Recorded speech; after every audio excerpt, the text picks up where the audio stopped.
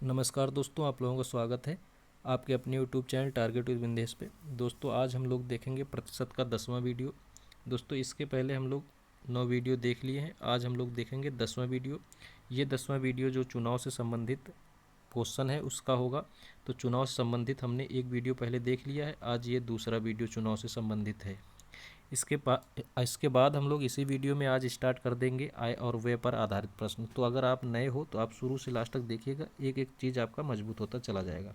तो चलिए बिना देरी किए हुए स्टार्ट करते हैं और देखते हैं इन क्वेश्चनों को कैसे आसानी से लगाया जा सकता है। तो चलिए समझते हैं पहला क्वेश्चन क्या कह रहा है। पहला क्वेश्चन कह रहा है, अब सबसे पहले आपको क्वेश्चन समझना है। जब इसको समझ जाओगे अगर हर हाल में आप क्वेश्चन को लगा ले जाओगे। अब जैसे इस क्वेश्चन में कह रहा है एक चुनाव में कितने उम्मीदवार थे, 2 उम्मीदवार थे, भाग लिया। और कह रहा चुनाव में कुल पंजीकृत मतदाताओं का 20% मत क्या हो गए, मत का प्रयोग ही नहीं किए। क्या किए, मत का गांव में जो 20% लोग हैं मत का प्रयोग ही नहीं किए। फिर कह रहा है कुल डाले गए मत, अब 20% ने प्रयोग ही नहीं किया, जो बचे आदमी हैं जो डाले भी हैं उसमें से 10% क्या हुए, अवैध यानी खराब हो गए। खराब का मतलब ये हो जाता है, आप समझ लो कि 2 निशान पे टिक कर दिया। तो 10% मत खराब हो गए बेचारे। उस गांव में एक तो 20% लोग डाले ही नहीं, और जो बचे लोग 80% डाले भी थे तो उसमें से भी 10% क्या हो गए, खराब भी हो गए, डाल दिए। अब कह रहा है कि उसके बाद वैध मतों का 52%, यानी जो ठीक ठाक मत थे उसका 52% मत एक उम्मीदवार ने प्राप्त किया और वह 1440 वोटों से जीत गया। अब कह रहा है कि इस चुनाव में कुल उम्मीदवार कितने थे। अब इसमें आप कुल कुछ भी मान सकते हो, तो इसमें बेहतर होगा कि आप कुछ भी मानो। तो आप एक काम करो, यहाँ x मान लो या फिर 100 मान लो। 100 मान के लगाओगे तब भी लग जाएगा, x मान के लगाओगे तब भी लग जाएगा। तो 100 मानोगे तो थोड़ा सा दशमलव में आएगा, फिर उसको फाइंड करना पड़ेगा। अगर हम x मानेंगे तब आप लगाओगे तब भी लग जाएगा। तो हम क्या करते हैं, इसमें x मान लेते हैं, आसानी से आप क्वेश्चन को लगा सकते हो, कुछ भी मानो। देखो जैसे आप मान लोगे कि कुल मत कितने थे, x थे। कुल मत कितने थे इस गांव में, x थे। तो अब इसका 20% मत क्या हो गए, खराब हो गए। अब देखो दोस्तों एक चीज़ ध्यान देना, ये जहाँ जहाँ परसेंट है इसको हमेशा 100 मान के चलना, कि 100 में 20 खराब हो गए, 100 में 10 अवैध हो गए, 100 में 52 पाए हैं। इस प्रकार से आप लगाओगे तो आपको समझ में आ जाएगा। अब देखो जैसे हमने मान लिया कि उस गाँव में टोटल x मत थे, उसमें से 20% खराब हो गए, तो बचे कितने, 80 बचे। 80% तो हमने लिख लिया, 100 में 20 खराब तो 80% बचे। अब कह रहा 10% मत अवैध घोषित हुई गए। अब ये जो 80% है इसमें 10% मत अवैध घोषित हुई गए, तो हम कह देंगे 10 यानी 100 में 10। तो 10% खराब हुई गई तो बचे कितने परसेंट, 90%। यानी ये हम 90/100 कर सकते हैं। अब आप दिमाग मत लगाना कि 10% 20% में से हम 10% कम करके 70 लिखेंगे, नहीं। हमने कहा हमेशा 100 मान के करेंगे इसको, कि अगर 20% खराब हो गए तो 80/100, फिर 10% अवैध हुई गई तो 90/100। अब कह रहा है कि 52% मत प्राप्त किया। अब हम 52/100 कर सकते हैं। अगर 52 को घटा के देखेंगे तो आ जाएगा 48/100 भी कर सकते हैं। लेकिन अब करना किस हिसाब से है, जिस हिसाब से ये वोटें यहाँ हैं तभी तो इसके बराबर रख पाएंगे हम। तो हम कह देंगे ये वोटें कौन सी हैं, ये जीती गई हैं। तो जीत जीत किससे हुई होगी, सेकंड वाले से जीता होगा इसने। कितने मतों से जीता है, 1440 मतों से। तो अब यहाँ पर देखना है कि यहाँ पर कितने मतों से जीत रहा है, तभी तो इसके बराबर रखेंगे। तो हम कह देंगे ये 52% मत पाया होगा, पाया। तो सेकंड वाला जो है 48% पाया होगा। पाया होगा कि नहीं पाया होगा, 100 में से ये 52% पाया है तो ये 48% पाया होगा। अब बताओ ये जीते गए चुनाव में मत हैं, तो हम कह देंगे यहाँ पर जीते गए परसेंट लिखना है। तो जीता गया परसेंट कितना होगा, कि इन दोनों में कितने परसेंट का गैप है, ये कितने परसेंट से जीता है। तो आप कह दोगे 4% से जीता है। यानी हमको यहाँ पे रखना है 4%, तभी ये इसके बराबर होगा। तो अब हम क्या रख देंगे, 4%। तो इसको थोड़ा सा हम इधर कर लेते हैं, छोटा कर लेते हैं। तो यहाँ अब हम रख देंगे 4%। तो हमारा क्वेश्चन आ जाएगा, यहाँ हम रख देंगे कि 4% से जीत गया। लेकिन ये जो 4% है ये कह रहा है कि बराबर कितने मत हैं, 1440 मत। क्योंकि हमको इसके ये 1440 के बराबर करना था, तो इस ये जितना दिए हुए है जीत गए तो वही के बराबर, यानी जीता 4%, तो यहाँ 14%, 1440 है, तो इसलिए हमने 4% निकाला था। अब इसी को सॉल्व कर लेंगे, देखेंगे ये 2 जीरो इन दो जीरो को काट देगा। बाकी और कुछ है तो आप देखोगे 4 से काटोगे यहाँ पर तो ये 4 त्यहीं 12 आ जाएगा, बचेगा 2, 4 छंग 24 और ये जीरो ये हो जाएगा। ठीक, फिर 9 से इसको काटोगे 9 चौहुक 36 और ये जीरो है, जीरो बच जाएगा। फिर ये 8 से काट दोगे 8 5 40।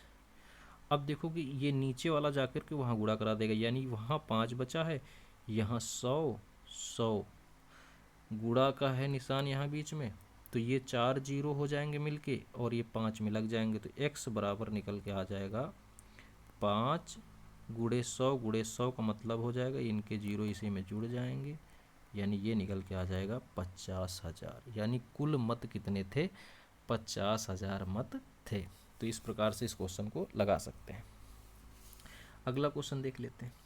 अगला क्वेश्चन सेम उसी प्रकार का है। इस क्वेश्चन को हम आप लोगों को दे रहे हैं, आप लोग इस क्वेश्चन को लगाओ उसी प्रकार, सेम सिचुएशन देख करके वीडियो आप इस क्वेश्चन को लगाने की कोशिश करो।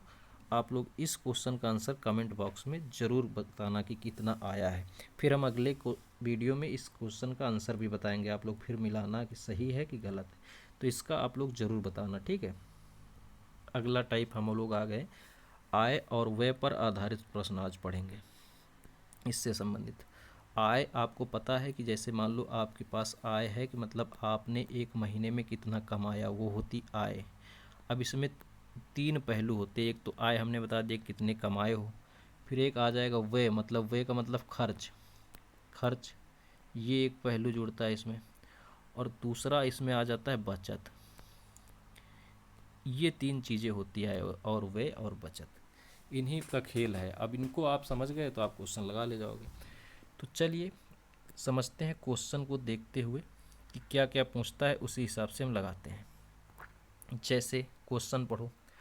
अब क्वेश्चन ये कह रहा है कि एक व्यक्ति की आय और व्यय 5:3 में थी। तो अब समझो, ये अनुपात तो अभी हम नहीं पढ़ाए हैं, लेकिन आप यहाँ पर हल्का समझ लो। कह रहा 5:3, क्या पहले कह रहा आय और व्यय का, आय और व्यय में 5:3 का अनुपात है। तो आय पहले, व्यय पहले है, यानी व्यय के लिए ये 5 है, और बचत, आय और बचत,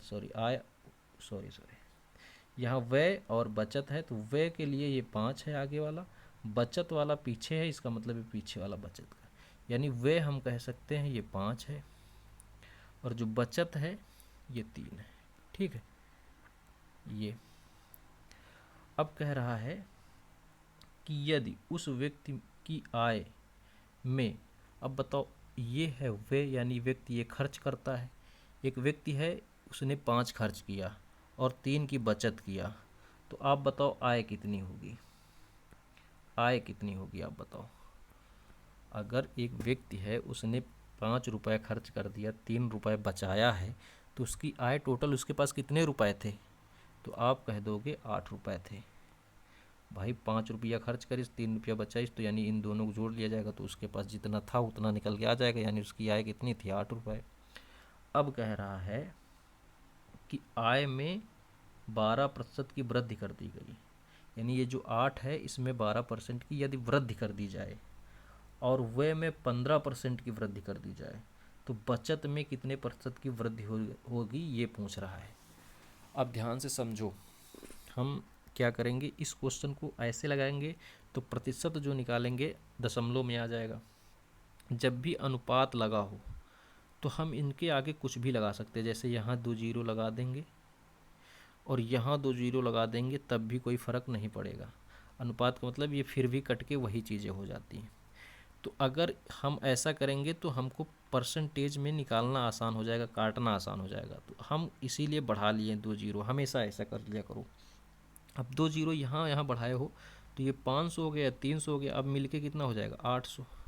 अब कह रहा आय में 12% की वृद्धि हुई, तो यानी आय 800 है, इसमें 12% की वृद्धि हो जाएगी, यानी टोटल हम कितना निकाल लेंगे? 112।